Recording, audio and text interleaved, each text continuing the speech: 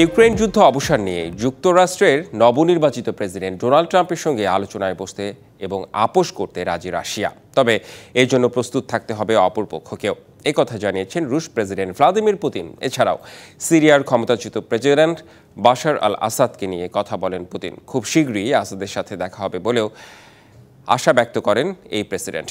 কথা বলেন ইউক্রেনে ছোড়া রাশিয়ার নতুন মিসাইল ওরেসনিক নিয়েও। বৃহস্পতিবার মস্কোতে হয়ে গেল ভ্লাদিমির পুতিনের বছরের শেষ সংবাদ সম্মেলন। Results of the year with Vladimir Putin নামে ওই ব্রিফিংয়ে অর্থনীতি, রাজনীতি, যুদ্ধসহ নানা বিষয়ে কথা বলেন রুশ প্রেসিডেন্ট। সানবিট সব দিবে সামাল।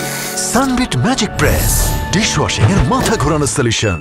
ভ্লাদিমির পুতিন বলেন, ইউক্রেন যুদ্ধ নিয়ে আলোচনা ও আপোষ করতে প্রস্তুত রাশিয়া। এজন্য বসতে চান যুক্তরাষ্ট্রের নবনির্বাচিত প্রেসিডেন্ট ডোনাল্ড ট্রাম্পের সঙ্গে। রাশিয়ার আরও আগে ইউক্রেনে পূর্ণমাত্রায় হামলা চালানো উচিত ছিল। যুদ্ধের অবসান নিয়ে আমরা সবসময় আলোচনা ও আপোষের কথা বলে আসছি। তবে অপরপক্ষকেও আলোচনা এবং আপোষের জন্য প্রস্তুত থাকতে হবে।